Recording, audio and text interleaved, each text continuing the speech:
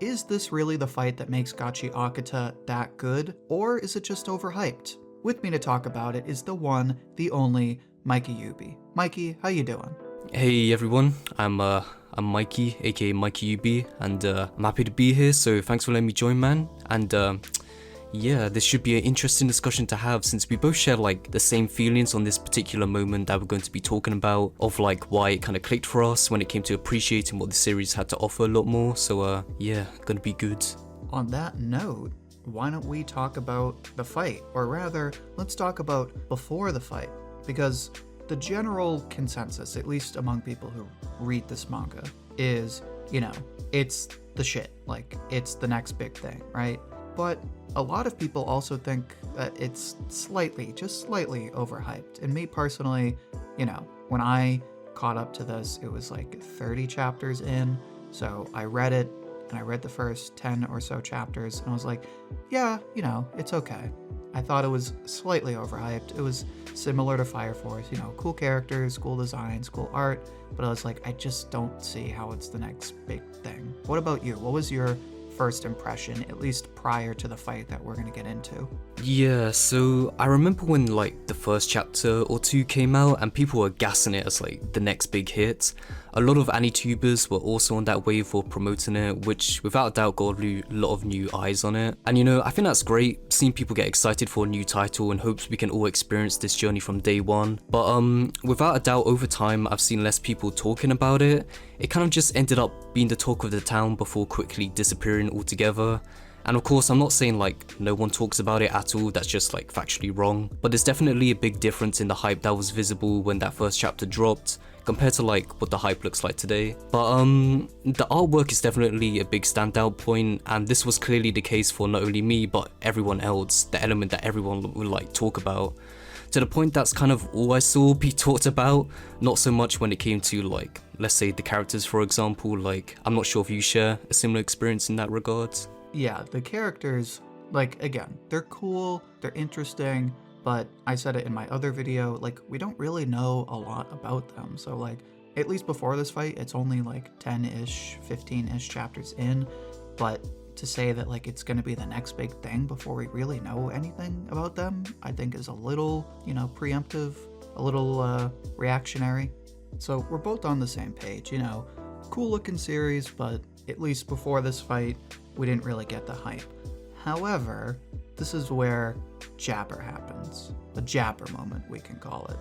So let me just ask you, again, quick impression, how did your impression of Gachiakuta change with this fight when jabber was introduced? Yeah, so it's interesting because I was kind of on the verge of dropping this manga altogether till I got to this fight, because it is really like set up differently, and I think the mangaka does like a great job about it, of how like they set it up to be a decisive moment in the manga of leading into these events. Like, we originally come across two vandals that Sanka must take care of, so in a way it felt like a repeat situation of events we have seen where there's always going to be like a higher up who comes in to clean up the mess that Rudo is in. But then, there's a twist, a moment that's not only unaccounted for Sanka, but the reader too, as a much more intimidating vandal enters the scene, which is, Jabba, a vandal who not only like off-screen Sanka immediately, but then brings the fight back to Rudo. And this is a battle he can like no longer escape from and rely on others to take care of. In a way, it kind of reminded me of like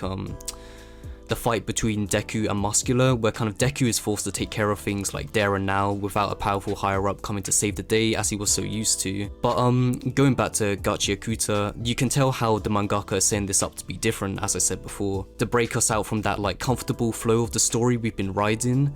And again, we see something new, like a supporter janitor Rudo took a liking to, who gets like brutally wounded to where he's like almost at death's door, and it pushes the central conflict like back to Rudo even more. And this is where we actually build upon the power system surrounding Rudo also, as we learn he has the power to like, draw out the value of anything he touches, I believe. And while like nothing we're seeing here is like super revolutionary if we're going to like compare it to other manga, it doesn't really have to be, because it hits all those right notes to fully immerse us in more than anything we've seen from this series like up to now. So you brought up a lot of good points. I definitely think like the difference with this fight, at least with everything before it, is like, with the exception of the first chapter, this was really the first scene in the story where there was real tension. Like prior to this, you know, there were like bits and pieces here and there, but for the most part, it was very comedic. You know, there were a lot of laughs, and then there would be a lot of moments where it would just be hype, hype, hype. Then you get to this fight, and it's like, okay, this just got real. Also, like you mentioned, this is where Rudo's powers get explored to a higher potential, and his ability, like that design of his Jinky, at least how it's used in this fight, is just so cool.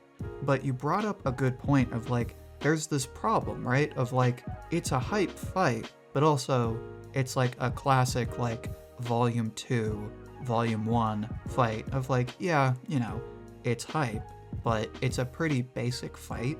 But like you said, it does the simple things right. So let me ask you this. What sold you on this fight? Even though it wasn't really that unique, what did it do right that a lot of early fights don't do and usually lose people?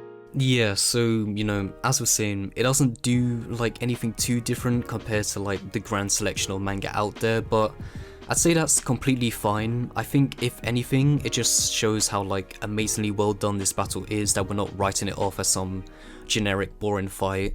Like, there's a reason why we're making this video after all, to mainly focus on like this specific moment of the series and why it grabs people. The fight is pretty lengthy too, which I think helps a lot. It's about 6 chapters long, I think, so you can tell the mangaka like wanted to flex not only the creative muscles, but also just have fun with it. And I say that mission was like successfully accomplished in my opinion. But going back to the actual contents of the fight, it starts off pretty one-sided on Rudo's end since he just had his moment of awakening.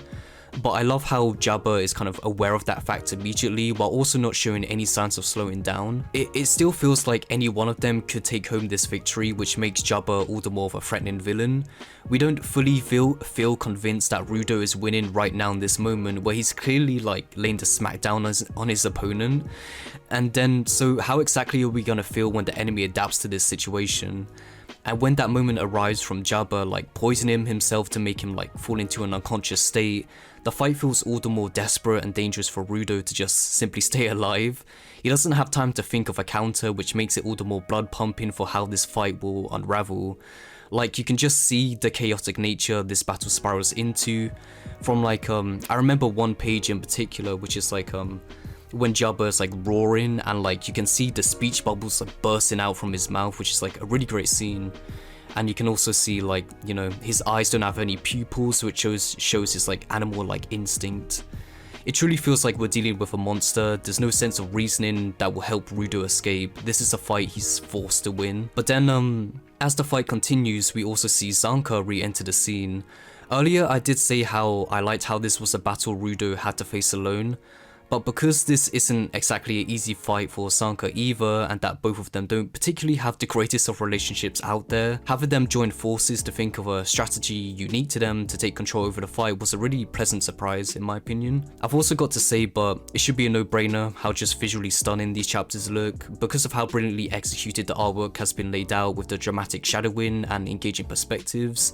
I'm able to like visualize how amazing this will all look in animated format if, you know, it ever comes to that day.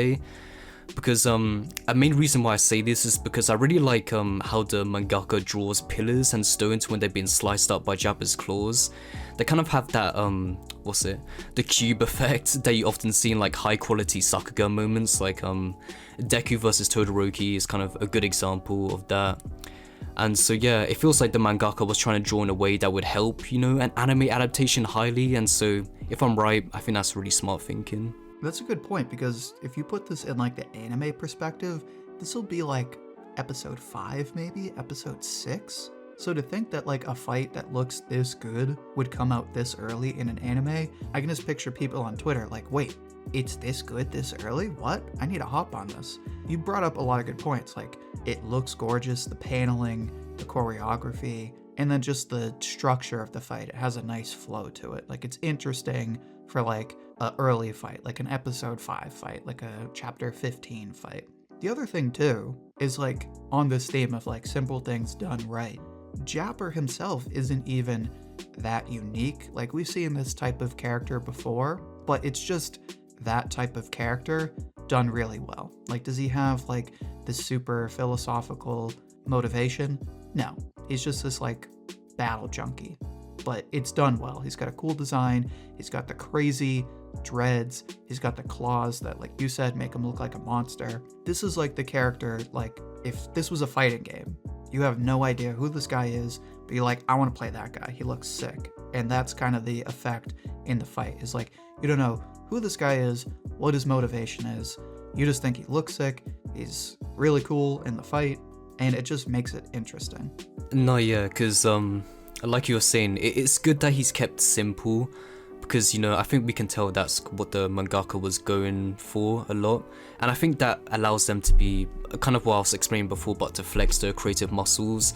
Nothing needs to be complex, just show, you know, a really entertaining fight, and just show, you know, if this is the surface level of what we're gonna get, then you can only imagine how crazy things are gonna get later on, which, you know, we're gonna get into soon, but like, it keeps us more excited to, you know, read further on later in the story.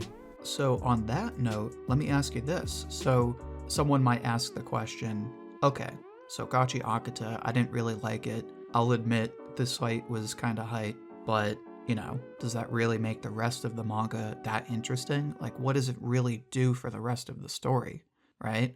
I personally think there's a lot to get invested in, because like now, you know, like even with the fight that's fairly basic, like this is the floor. It can only get so much better. So you're like, okay, let me read the rest of this. Another thing is like, now you know what the fights are actually going to look like, because prior to this, it was kind of just them using their abilities on like these fodder monsters. So to see what an actual fight between givers looks like, now you're like, okay, now I really need to keep reading this. And then of course, no spoilers for anybody who hasn't read this, but there is a hint of the mystery of the series towards the end of this, or at least after this. So let me ask you this. If you didn't like Gachiakuta, or if you thought it was overhyped, do you really think it does a whole lot to change your opinion or to get you invested? I think a big reason why I like this fight as well, you know, of what it sets up for the story, is because this isn't really a fight Rudo and Zanka like win. And yes, while that moment of shock is short-lived due to like Engine and the rest of the higher ups arriving to clean up the mess, it still isn't really a victory. They don't put an end to Jabba, and they only kind of briefly halt him in his plans by getting Rudo away from him, as we learned that, you know, this was only a small event in like a bigger puzzle at play and stuff. We don't get this answered to us either, and, you know, at the end of the day, we don't feel accomplished with this battle. It was kind of a fight for survival, and that's, you know, that's really it. They didn't really get anywhere with it. But it does set up the story to make it a lot more exciting. It was not only, you know, a rude awakening for Rudo, but most importantly, us as the reader. We're not that deep into the power system yet, so you can only imagine, you know, just how much more blood pumping these battles are going to get. And if this was only the first taste of what's to come, like I was talking about before, then like I'm all the more excited for what's to await us. So yeah, I feel like this fight did a really fantastic job at keeping me locked in, because like I said, I was on the verge of dropping this manga like very quickly. I felt like the art was the only thing I was kind of there for and that I was forcing myself to get through. But then like I read these chapters and I was like, whoa, I gotta keep on reading, and I just kept on going and going and going. And yeah, I think everyone should at least read up to this fight in particular, because this is kind of, you know, every anime and manga has that fight or moment that, you know, keeps you hooked and stuff, and I think this is it for this series. I could not have said it better myself. Guys, if you weren't really sold on Gachiakuta yet, hopefully our conversation was able to get you to at least check it out. You definitely should. And if you already loved Gachiakuta, hopefully we did this fight some justice. But I just want to say, Mikey, thanks so much for joining me. No, yeah, thank you man for having me.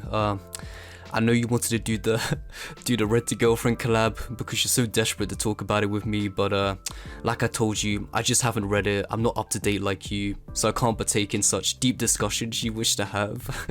But hey, thanks for having me on, man. It was a lot of fun. Well, look, man, you know, we only had so much time today, but maybe next video we can do a read along of your Rent-A-Girlfriend fanfiction that you keep DMing me on Twitter. But aside from that, is there anything else you want to plug while you're here?